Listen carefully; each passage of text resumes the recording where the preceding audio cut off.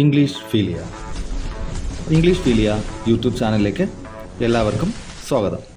Kerala PSC എക്സാമിന് തയ്യാറെടുക്കുന്നവർക്കായി English grammar കംപ്ലീറ്റായി പഠിപ്പിക്കുന്ന YouTube video സീരീസിലെ 26ാമത്തെ വീഡിയോയിലേക്ക് എല്ലാവർക്കും സ്വാഗതം. നമ്മളിപ്പോൾ ആക്റ്റീവ് ആൻഡ് പാസീവ് വോയിസ് പഠിച്ചുകൊണ്ടിരിക്കുക അല്ലേ? ആക്റ്റീവ് ആൻഡ് പാസീവ് വോയിസിൽ നമ്മൾ ക്വസ്റ്റ്യൻസ് എങ്ങനെ ആക്റ്റീവ് എന്ന് പാസീവ്സിലോട്ട് മാറ്റണമെന്ന് പഠിച്ചു. അതുപോലെ സ്റ്റേറ്റ്മെൻറ്റ്സ് എങ്ങനെ മാറ്റണമെന്ന് പഠിച്ചു ആക്റ്റീവിൽ നിന്ന് പാസീവിലോട്ട്. അതുപോലെ ടു ഇൻഫിനിറ്റീവിനെ നമ്മൾ എങ്ങനെ മാറ്റണമെന്ന് പഠിച്ചു. ഇനി നമ്മൾ ഇന്ന് പഠിക്കേണ്ടത് ഇമ്പറേറ്റീവാണ്. ഇമ്പറേറ്റീവ് സെൻറ്റൻസിനെ നമുക്ക് എങ്ങനെ ആക്റ്റീവ് വോയിസിൽ നിന്നും പാസീവ് വോയിസിലോട്ട് മാറ്റാമെന്ന് നമുക്ക് ഇന്ന് പഠിക്കാം. നമുക്ക് ഇമ്പറേറ്റീവ് സെൻറ്റൻസിലോട്ട് മാറ്റണം. ഇമ്പറേറ്റീവ് സെൻറ്റൻസ് എന്താണെന്ന് നമുക്ക് അറിയണ്ടേ അല്ലേ? അപ്പം ഇമ്പറേറ്റീവ് സെൻറ്റൻസ് എന്താ? നമുക്ക് വെർബ് ഒന്നിൽ തുടങ്ങിയിട്ട് വെർബ് 1 പ്ലസ് ഓബ്ജക്റ്റ് ആയിരിക്കും. വെർബ് 1 പ്ലസ് ഓബ്ജക്റ്റ് ആയിരിക്കും നമ്മൾ എപ്പോഴും ഇമ്പറേറ്റീവ് സെൻറ്റൻസിൽ പറയുക. അതായത് ഒരു സെൻറ്റൻസ് ഒരു വെർബും ഒരു ഓബ്ജക്റ്റും കാണും. അല്ലെങ്കിൽ വെർബ് കഴിഞ്ഞിട്ട് ബാക്കി എറ്റ്സെട്ര പ്രെഡിക്കേറ്റോ എന്ത് വേണമെങ്കിലും പറയാം. ഒരു വെർബിലായിരിക്കും സെൻറ്റൻസ് തുടങ്ങുക എന്നുള്ളതാണ് അതിന് മീനിങ്. ഓക്കെ, വെർബിൽ തുടങ്ങും. അതിനർത്ഥം നമുക്ക് സബ്ജക്റ്റ് ഇല്ലെന്നാണോ അതിനർത്ഥം? അല്ല, ഇതിനകത്ത് സബ്ജക്റ്റിൻ്റെ ആവശ്യമില്ല. നമ്മളെപ്പോഴും ഇമ്പറേറ്റീവ് സെൻറ്റൻസ് പറയുമ്പം നമ്മൾ അതിനകത്ത് ഇൻബിൽട്ട് അല്ലെങ്കിൽ അണ്ടർസ്റ്റുഡ് ആണ്. നമുക്ക് എപ്പോഴും എന്തായിരിക്കുക? സബ്ജക്റ്റ് എപ്പോഴും യു ആയിരിക്കും. യു വെർബ് എന്താ? ഓപ്പൺ ദ ഡോർ അല്ലെങ്കിൽ യു കീപ് ക്വയറ്റ് എന്ന നമ്മൾ മുന്നിലുള്ള ആളോടാണ് പറയുന്നത്. അതുകൊണ്ട് നമുക്ക് അത് പറയേണ്ട ആവശ്യമില്ല. അപ്പോൾ എപ്പോഴും നമ്മൾ വെർബിൽ തുടങ്ങും. വെർബ് പ്ലസ് ഒരു ഓബ്ജക്റ്റും കാണും. ക്ലിയർ ആണല്ലോ? ഓബ്ജക്റ്റ് ഇല്ലെങ്കിൽ വേറെ എന്തെങ്കിലും, ഓബ്ജക്റ്റ് എങ്കിൽ ഓബ്ജക്റ്റ് ഇല്ലെങ്കിൽ പ്രെഡിക്കേറ്റോ ആഡ്ജക്റ്റീവോ എന്താണെന്ന് വെച്ചാൽ അത് വരും. ക്ലിയർ ആണല്ലോ? നമ്മളിപ്പം പാസീവ് വോയിസ് പഠിക്കുമ്പോൾ നമുക്ക് ഓബ്ജക്റ്റ് ആവശ്യമുണ്ട്. അതുകൊണ്ട് നമ്മൾ ഓബ്ജക്റ്റ് എന്ന് പഠിക്കുന്നു. അത്രേ ഉള്ളൂ. ക്ലിയർ ആണല്ലോ? ക്ലിയർ ആണെന്ന് വിശ്വസിക്കുന്നു. നോക്കൂ, ഇനി നമുക്ക് ഇമ്പറേറ്റീവ് സെൻറ്റൻസസ് 3 തരത്തിലുണ്ട്. 3 ഇമ്പറേറ്റീവ് സെൻറ്റൻസ് ഉണ്ട്. ഒന്ന് ഓർഡർ ഓർ കമാൻഡ്. നമ്മൾ ഓർഡർ കൊടുക്കാൻ വേണ്ടിയിട്ട് നമ്മൾ ഇമ്പറേറ്റീവ് സെൻറ്റൻസ് ആണ് ഉപയോഗിക്കുന്നത്. ഫോർ എക്സാമ്പിൾ എന്താ? ഓപ്പൺ ദ ഡോർ, അല്ലെങ്കിൽ നമുക്ക് keep quiet, stay away from me. നമ്മളങ്ങനെ പറയത്തില്ലേ? നമ്മളത് ഓർഡർ കൊടുക്കും. മനസ്സിലായില്ലേ? ഇങ്ങനെ പറയുന്ന കാര്യങ്ങളാണ് keep quiet, open the door എന്നൊക്കെ പറയത്തില്ലേ? അല്ലെങ്കിൽ ഷട്ട് അപ്പ് എന്നൊക്കെ നമ്മൾ പറയത്തില്ലേ? ഇത് നമ്മൾ ഓർഡർ അല്ലെങ്കിൽ കമാൻഡാണ്. കേട്ടോ, എല്ലാത്തിലും നമ്മൾ ഷട്ട് അപ്പ് എന്നാണ് പറഞ്ഞത്. നമുക്ക് ഇതിനകത്ത് വെർബിലാണ് തുടങ്ങുന്നത്. വെർബ് 1 ആയിരിക്കും. അത് നിങ്ങൾ മറക്കരുത്. ക്ലിയർ ആണല്ലോ? അപ്പോൾ ഓർഡർ അല്ലെങ്കിൽ കമാൻഡ് വരുന്നത് നമുക്ക് ഇമ്പറേറ്റീവ് സെൻറ്റൻസ് ആണെന്ന് പറയാം. നമുക്ക് 3 തരം ഇമ്പറേറ്റീവ് സെൻറ്റൻസ് ഉണ്ട്. ഒന്ന് ഓർഡർ അല്ലെങ്കിൽ കമാൻഡ്. അത് നമ്മൾ എന്ത് പഠിച്ചു? Open the door, open the window എന്ന് പറയാം. Keep quiet, shut up, stay away എന്നൊക്കെ നമ്മൾ പറയത്തില്ലേ? ഇത് ഓർഡേഴ്സ് ആണ്. ഓർഡേഴ്സ് കൊടുക്കുന്നതിന് നമുക്ക് ഇമ്പറേറ്റീവ് സെൻറ്റൻസിൽ പറയാൻ പറ്റും. രണ്ടാമത്തെ അഡ്വൈസ്. നമ്മൾ അഡ്വൈസ് കൊടുക്കത്തില്ലേ? അത് നമുക്ക് എന്ത് ചെയ്യാൻ പറ്റും? ഇമ്പറേറ്റീവ് സെൻറ്റൻസിൽ പറയാൻ പറ്റും. നോക്കൂ, റെസ്പെക്റ്റ് യുവർ എൽഡേഴ്സ്. റെസ്പെക്റ്റ് നോക്കൂ, എന്താണ്? വെർബാണ്. യുവർ എൽഡേഴ്സ്, നിങ്ങളുടെ മുതിർന്നവരെ നിങ്ങൾ റെസ്പെക്റ്റ് ചെയ്യണം അല്ലേ? Respect your elders. നമ്മൾ അഡ്വൈസ് കൊടുക്കും. സ്റ്റഡി വെൽ എന്ന് പറയത്തില്ലേ? അല്ലെങ്കിൽ പ്രിപ്പയർ ഫോർ യുവർ എക്സാമിനേഷൻ. ഇങ്ങനെയൊക്കെ നമ്മൾ പറയുന്ന അഡ്വൈസ് കൊടുക്കും. അഡ്വൈസ് എന്ന് പറഞ്ഞാൽ നമ്മൾ ഉപദേശം കൊടുക്കും. ഉപദേശിക്കുന്നതിന് നമുക്ക് എന്താ പറയാം? റെസ്പെക്റ്റ് യുവർ എൽഡേഴ്സ് എന്ന് പറയാം. പിന്നെ സ്റ്റഡി വെൽ എന്നൊക്കെ നമ്മൾ പറയത്തില്ലേ? ഇതിനെയാണ് നമ്മൾ എന്ത് പറയണേ? അഡ്വൈസ് എന്ന് പറയുന്നത്. അപ്പോൾ ഇതും ഇമ്പറേറ്റീവ് സെൻറ്റൻസ് ആണ്. പക്ഷേ എല്ലാ ഇമ്പറേറ്റീവ് സെൻറ്റൻസ് നോക്കൂ, ഓർഡർ ആൻഡ് കമാൻഡും ഉണ്ട്, അഡ്വൈസും ഉണ്ട്. ഇനി നമുക്ക് ഒന്നും കൂടെ വരും. അത് റിക്വസ്റ്റ് ആണ്. Order, advice, request. ഈ 3 കാര്യങ്ങൾ നമ്മൾ ഇമ്പറേറ്റീവ് സെൻറ്റൻസിൽ പറയും. പക്ഷേ ഇത് തുടങ്ങുന്നത് എങ്ങനെയാണ്? എപ്പോഴും വെർബിലായിരിക്കും തുടങ്ങുക. ക്ലിയർ ആണല്ലോ? ഇവിടെ നോക്കൂ, റിക്വസ്റ്റ് എന്ന് പറഞ്ഞാൽ എന്താ? ഒരുപാട് കാര്യങ്ങളല്ലേ? Please open the door. Open the door please എന്ന് വേണമെങ്കിലും പറയാം. പ്ലീസ് ഓപ്പൺ ദ ഡോർ എങ്ങനെ വേണമെങ്കിലും പറയാൻ പറ്റും. ക്ലിയർ ആണല്ലോ?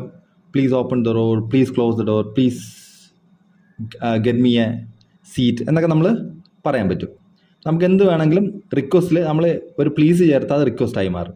വേറെ വ്യത്യാസമില്ല. ഓർഡർ ഓർ കമാൻഡോ എന്ത് പറഞ്ഞാലും അതിനകത്ത് നമുക്ക് ഒരു പ്ലീസ് ചേർത്ത് കഴിഞ്ഞാൽ അത് റിക്വസ്റ്റ് ആയിട്ട് മാറും. വേറെ വ്യത്യാസം എന്തെങ്കിലും നിങ്ങൾ കാണുന്നുണ്ടോ? വേറെ വ്യത്യാസമൊന്നുമില്ല.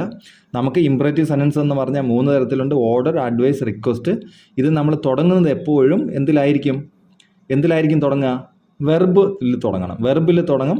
അത് കഴിഞ്ഞിട്ട് ഓബ്ജക്റ്റ് ആണോ ആഡ്വെർബാണോ എന്ത് വേണമെങ്കിലും വരാം. നമ്മൾ ഷട്ടപ്പ് പറഞ്ഞപ്പോൾ ഓബ്ജക്റ്റ് ഇല്ലായിരുന്നു അല്ലേ?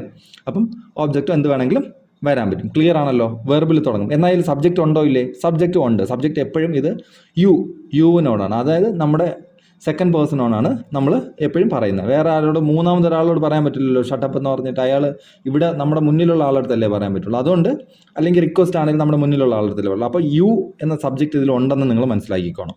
ഇത്രയും ക്ലിയർ ആണല്ലോ. ഇത്രയും ക്ലിയർ ആണെങ്കിൽ നമുക്ക് ആക്റ്റീവിനെ പാസീവിലോട്ട് മാറ്റാം. ഓർഡർ അല്ലെങ്കിൽ കമാൻഡ് നമുക്ക് ആദ്യം ആക്റ്റീവിൽ നിന്ന് പാസീവിലോട്ട് മാറ്റാം. അതിനകത്ത് ചെറിയ റൂള്, ആക്റ്റീവിനകത്ത് നമുക്കറിയാം വെർബ് 1 പ്ലസ് ഓബ്ജക്റ്റ് വരും, നമുക്കറിയാം.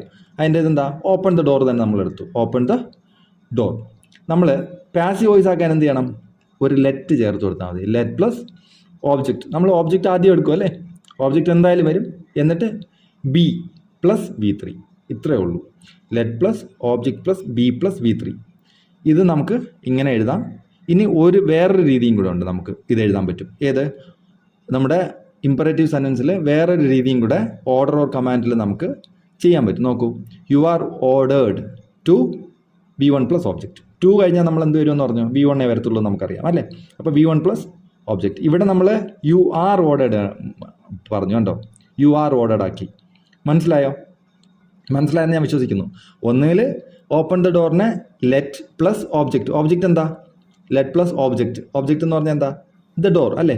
Let plus the door, let the door be കൊടുക്കണം. Be plus V3. Open the V3 എന്താ, ഓപ്പൺഡ് അല്ലേ, ഓപ്പൺഡ്. അപ്പം let the door be open. നോക്കൂ, let the door be open. Or അല്ലെങ്കിൽ നമുക്ക് എങ്ങനെ പറയാം, യു. നമ്മൾ അറിയാമല്ലേ, നമ്മളെ സബ്ജക്റ്റ് എന്താ, യു ആണെന്ന് അറിയാം. അപ്പം ഇവിടെ നമ്മൾ യു ആർ ഓർഡേർഡ് ടു എന്ത് പറയണം, V1. പിന്നെ അത് സെയിം തന്നെ വരും. V1 പ്ലസ് ഓബ്ജക്റ്റ് മുകളിൽ സെയിം അല്ലേ, ഓപ്പൺ ദ ഡോർ. അങ്ങനെ വരുന്നത് you are ordered to open the door. നിങ്ങളോട് ഡോർ ഓപ്പൺ ചെയ്യാൻ കൽപ്പിക്കപ്പെടുന്നു അല്ലേ, അങ്ങനെ നമുക്ക് പറയാൻ പറ്റും. ക്ലിയർ ആണല്ലോ. Let the door be opened അല്ലെങ്കിൽ you are ordered to open the door. രണ്ടും സെയിം ആണ്. ഇതിൽ രണ്ട് ഏത് വന്നാലും നമുക്ക് ആൻസർ കറക്റ്റ് ആണ്. ക്ലിയർ ആണല്ലോ. ക്ലിയർ ആണെന്ന് വിശ്വസിക്കുന്നു. ഇനി negative order or command. Negative അല്ലേ, നെഗറ്റീവ് വരും, നോട്ട് വരും. നെഗറ്റീവ് എന്ന് പറഞ്ഞാൽ നോട്ട് വരും. നമ്മൾ പഠിച്ചതല്ലേ, നെഗറ്റീവ് പഠിച്ചിട്ടുള്ളതല്ലേ, നോട്ട് വരും, അത്രയേ ഉള്ളൂ. ആക്റ്റീവിനകത്ത് negative plus V1 plus object അല്ലേ. ഇവിടെ നോക്കൂ, ഡോണ്ട് ഓപ്പൺ ദ ഡോർ അല്ലേ, do not open the door. അപ്പോൾ നമ്മളൊരു you do not open the door എന്നല്ലേ നമ്മൾ പറയത്തുള്ളൂ, അത്രേ ഉള്ളൂ, വേറൊന്നുമില്ല. Do not open the door. ഇവിടെ നോക്കൂ, നമുക്ക് പാസീവ് വോയിസിൽ എങ്ങനെ എഴുതണം, ലെറ്റ് പ്ലസ് ഓബ്ജക്റ്റ്. വേറെ ചേഞ്ചസ് ഒന്നുമില്ല. ഒരു നോട്ട്, ബിയുടെ മുന്നേ ഒരു നോട്ട് ചേർക്കണം. Not plus B plus V3. ബാക്കിയെല്ലാം സെയിം ആണ്. Let plus object plus not ഇവിടെ ചേർക്കുന്നു, പിന്നെ ഒരു ബി പ്ലസ് V3. അല്ലെങ്കിൽ നമുക്കിവിടെ നോക്കാം, നമ്മൾ അവിടെ എന്താ യു ആർ ഓർഡേർഡ് പറഞ്ഞല്ലേ, അല്ലെങ്കിൽ യു ആർ കമാൻഡഡ് പറയാം. ഇവിടെ നമുക്ക് എന്താ പറയുക, യു ആർ ഫോർബിഡൻ എന്ന് പറയും. യു ആർ ഫോർബിഡൻ ടു, പിന്നെ വെർബ് 1 പ്ലസ് ഓബ്ജക്റ്റ് ആണ് വരിക. ഫോർബിഡൻ എന്ന് എഴുതുമ്പോൾ ഡോണ്ട് ആയി, പിന്നെ നമ്മൾ നോട്ട് എഴുതാൻ പോകണ്ട. മനസ്സിലായോ? ഫോർബിഡൻ എന്ന് പറഞ്ഞാൽ നിഷേധിച്ചിരിക്കുന്നു എന്ന് അതിനർത്ഥം. അപ്പം നമ്മൾ അതിനകത്ത് വേറെ നോട്ട് എഴുതത്തില്ല. അതുകൊണ്ടാണ് you are forbidden, you are commanded എന്ന് പറഞ്ഞ പോലെ യു ആർ ഫോർബിഡൻ എന്ന് ഇവിടെ പറയുന്നത്. ഫോർബിഡൻ. മനസ്സിലായോ? Third form. ക്ലിയർ ആണല്ലോ. You are forbidden to V1 plus ഓബ്ജക്റ്റേ വരത്തുള്ളൂ. 2 കഴിഞ്ഞാൽ V1 പ്ലസ് ഓബ്ജക്റ്റേ വരത്തുള്ളൂ. നോട്ട് എന്തുകൊണ്ട് എഴുതാത്ത? ഫോർബിഡൻ എന്ന് പറഞ്ഞാൽ അതിനർത്ഥം നോട്ടാണ്. ക്ലിയർ ആണല്ലോ. ഇവിടെ നോക്കൂ, let the door not be open. Change ഉണ്ടോ? ലെറ്റ് ദ ഡോർ ബി ഓപ്പണിനകത്ത് ലെറ്റ് ദ ഡോർ കഴിഞ്ഞിട്ട് ഒരു നോട്ട് ചേർക്കുമ്പോൾ നെഗറ്റീവായി. വലിയ വ്യത്യാസമൊന്നുമില്ല, കറക്റ്റാണ്. Let the door not be open. ഇനി you are forbidden to open the door. You are forbidden to open the door. Clear ആണല്ലോ. ക്ലിയർ ആണെന്ന് വിശ്വസിക്കുന്നു. ഇനി മനസ്സിലായല്ലോ അല്ലേ? ഇനി നോക്കൂ, അടുത്ത് അഡ്വൈസ്. അഡ്വൈസ് എന്താ നമ്മൾ പറഞ്ഞു. അതിലും ആക്റ്റീവ് എങ്ങനെ വരും? V1 plus object. അതിൽ മാറ്റം ഉണ്ടോ? മാറ്റം ഇല്ല, എപ്പോഴും അത് തന്നെ സെയിം ആയിരിക്കും. Buy a new car. നമ്മൾ ഒരാളോട് നിങ്ങൾ ഒരു പുതിയ കാർ വാങ്ങണം എന്ന് നമുക്ക് പറയാം അല്ലേ, അഡ്വൈസ് കൊടുക്കൂലേ? അഡ്വൈസ് കൊടുക്കുന്നു. Buy a new car. ഇതിനെന്താ നിങ്ങൾ തന്നെ പറ, പാസീവ് വോയിസ് എന്ത് വരും? ലെറ്റ് വരും അല്ലേ. ലെറ്റ് പ്ലസ് എന്താ വരിക? ഓബ്ജക്റ്റ് പ്ലസ് ബി പ്ലസ് അല്ലേ V3.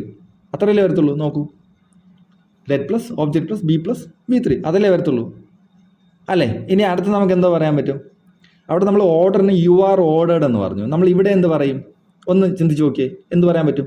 അഡ്വൈസ് അല്ലേ. അപ്പം യു ആർ അഡ്വൈസ്ഡ് ടു, പിന്നെ V1 plus object buy a new car. V1 സെയിമേ വരത്തുള്ളൂ, വേറെ ചേഞ്ചസ് വരത്തില്ല. You are advised to buy a new car. അല്ലെങ്കിൽ let a new car be bought എന്ന് പറയണം. നോക്കൂ, you are advise to buy a new car എന്ന് പറയാം. ക്ലിയർ ആണല്ലോ? ഇനി ലെറ്റ് വെച്ചിട്ട് നമുക്കൊന്ന് പറഞ്ഞു നോക്കാം. ബൈ എ ന്യൂ കാറിന് ലെറ്റ് വെച്ചിട്ട് എങ്ങനെ പറയാം? ലെറ്റ് ഓബ്ജക്റ്റ് എന്താ? A new car. Let a new car be, ബൈയുടെ തേർഡ് ഫോം എന്താ? ബൈ ബോട്ട് വരും അല്ലേ? അപ്പം let a new car be bought. നോക്കൂ, കറക്റ്റ് അല്ലേ? Let a new car be bought. എന്നിട്ട് നമുക്ക് അതല്ലെങ്കിൽ എങ്ങനെ പറയാം? You are advised to buy a new car അല്ലേ? വെർബ് ഒന്നേ വരത്തുള്ളൂ. അന്നൊക്കെ അറിയാലോ, ടു കഴിഞ്ഞിട്ട് നമ്മൾ ടു ഇൻഫിനിറ്റീവ് ആദ്യം പഠിച്ചിട്ടുണ്ട്. ക്ലിയർ ആണല്ലോ? ക്ലിയർ ആണെന്ന് വിശ്വസിക്കുന്നു. You are advise to buy a new car. Clear ആണല്ലോ? നോക്കൂ, ക്ലിയർ ആണല്ലോ? ഇനി അപ്പം നമുക്ക് എന്താ കഴിഞ്ഞു? അഡ്വൈസിൻ്റെ നോട്ട് പഠിക്കാം. നെഗറ്റീവ് അഡ്വൈസ് പഠിക്കാം. നെഗറ്റീവ് അഡ്വൈസ് എന്താ? സെയിം തന്നെയാണ്. നമ്മൾ negative plus V1 plus object വരും. ക്ലിയർ ആണല്ലോ അല്ലേ? ഇവിടെ നോക്കൂ, do not insult the weak. Do not insult the weak. ദുർബലരെ അപമാനിക്കരുത് അല്ലേ? നല്ല കാര്യമില്ലേ? അങ്ങനെ നമ്മൾ ചെയ്യരുത് അല്ലേ? ദുർബലരെ നമ്മൾ അപമാനിക്കാൻ പാടില്ല. അപ്പം ഇതിൻ്റെ പാസീവ് എങ്ങനെ വരും? നിങ്ങൾ തന്നെ പറഞ്ഞോ. Let plus object plus not plus B plus V3. അങ്ങനെയല്ലേ വരുള്ളൂ അല്ലേ? നോക്കൂ, let plus object plus not plus B plus V3. നമ്മൾ നേരത്തെ അങ്ങനെയല്ലേ പഠിച്ചേ? ബിക്ക് മുന്നേ നോട്ട് ഇട്ടു, ഓബ്ജക്റ്റ് കഴിഞ്ഞിട്ട് ബി നോട്ട്, അത് കഴിഞ്ഞിട്ട് ബി. ക്ലിയർ ആണല്ലോ? അപ്പം അല്ല ഇനി എങ്ങനെ വരാൻ പറ്റും? ഇവിടെ അഡ്വൈസ്ഡ് തന്നെ വരും അല്ലേ? You are advised to not. ഇവിടെ നോട്ട് വേണം എന്ന് പറഞ്ഞാൽ അഡ്വൈസിനകത്ത് ഇതില്ല. ക്ലിയർ ആണല്ലോ? നോക്കൂ, you are advised not to V1 plus object ആണ്. ക്ലിയർ ആണല്ലോ? You are advised not to വരും. ക്ലിയർ ആണല്ലോ? V1 plus object. അപ്പോൾ നമുക്ക് ഈ സെൻറ്റൻസ് എങ്ങനെ പറയാം? നമ്മൾ ഓർഡറിൽ നോട്ട് പറയാത്തതെന്ന് വെച്ച് കഴിഞ്ഞാൽ എന്തുകൊണ്ടാണ് നോട്ട് പറയാത്തത്? നമ്മൾ അവിടെ ഫോർബിഡൻ എന്ന് പറഞ്ഞാൽ നിഷേധിക്കുന്നു എന്ന് അർത്ഥമുണ്ട്. ഇവിടെ പക്ഷേ അഡ്വൈസിനകത്ത് നോട്ട് എന്ന് അർത്ഥം വരുന്നില്ല. അതുകൊണ്ടാണ് you are advised not to, പിന്നെ V1 പ്ലസ് ഓബ്ജക്റ്റ് വരും. ക്ലിയർ ആണല്ലോ? ഇവിടെ ടൂവിന് മുന്നേ നോട്ട് കൊടുക്കണം കേട്ടോ. ക്ലിയർ ആണല്ലോ? You are advise not to verb plus object ആണ്. ക്ലിയർ ആണെന്ന് വിശ്വസിക്കുന്നു. ഇനി നമുക്ക് സെൻറ്റൻസിനെ കൺവേർട്ട് ചെയ്തൂടെ? പാസീവ് വോയിസിലോട്ട് എങ്ങനെ മാറ്റാം? ലെറ്റ് ആദ്യം എഴുതി, ഓബ്ജക്റ്റ് എന്താ? The weak, not be insulted. Clear ആണല്ലോ? അപ്പം let the weak not be insulted. Correct അല്ലേ? Let the weak not be insulted. ഇനി യു ആർ അഡ്വൈസ്ഡ് എങ്ങനെ എഴുതാം? You are advised not to insult the weak. Simple അല്ലേ? Not to insult the weak. Clear ആണല്ലോ? നോക്കൂ, ഇനി എന്താ? അപ്പം നമ്മൾ അഡ്വൈസും ഓർഡർ കഴിഞ്ഞു, അഡ്വൈസ് കഴിഞ്ഞു. ഇനി എന്താ വേണ്ട? ഇനി എന്താ ഉള്ളത്? റിക്വസ്റ്റും കൂടെ അല്ലേ? റിക്വസ്റ്റ് കൂടെ കൊടുത്തു കഴിഞ്ഞാൽ കഴിഞ്ഞ്. നമ്മളെ ഇമ്പറേറ്റീവ് സെൻറ്റൻസ് ഇവിടെ തീരും. ഇവിടെ നോക്കൂ, ഇവിടെ നമുക്ക് ഇവിടെ എന്താ? റിക്വസ്റ്റും എങ്ങനെ വരും? Verb one plus object. നമ്മളിതിന് പ്ലീസോ കൈൻഡ്ലിയോ കൂടെ വേണമെങ്കിൽ ആഡ് ചെയ്യാൻ പറ്റും. പ്ലീസോ കൈൻഡ്ലിയും കൂടെ ആഡ് ചെയ്ത് കഴിഞ്ഞാൽ റിക്വസ്റ്റ് ആയി. ക്ലിയർ ആണല്ലോ? ഇനി പ്ലീസ് പാസ് ദ സോൾട്ട്. ദയവ് ചെയ്ത് സോൾട്ട് കൈമാറുക. ഇവിടെ എങ്ങനെ വരും?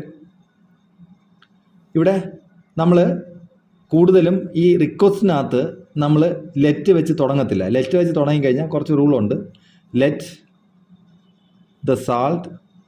ദ സോൾട്ട് ബി പാസ്റ്റ് എന്നിട്ട് കോമ ഇട്ടിട്ട് പ്ലീസ് എഴുതണം. അങ്ങനെ എഴുതാം, പക്ഷെ അത് നമ്മൾ കൂടുതൽ പറയത്തില്ല. അതുകൊണ്ട് ഞാനിത് കൊടുത്തിട്ടില്ല. ഇവിടെ നമ്മൾ you are requested to pass the salt എന്ന് പറഞ്ഞാൽ മതി. ക്ലിയർ ആണല്ലോ?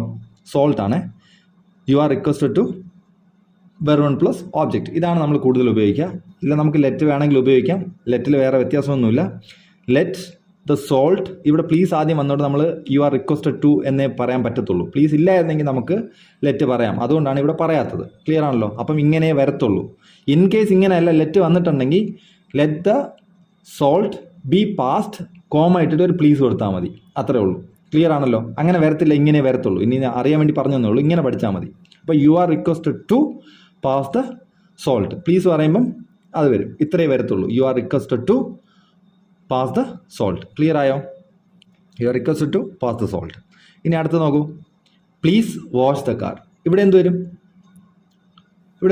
You are requested to wash the car. Clear ആയോ? നിങ്ങൾക്ക് മനസ്സിലായോ? You are requested to wash the car. അപ്പം നമ്മൾ ഇംപറേറ്റീവ് സെൻറ്റൻസ് എന്താണെന്ന് പഠിച്ചു.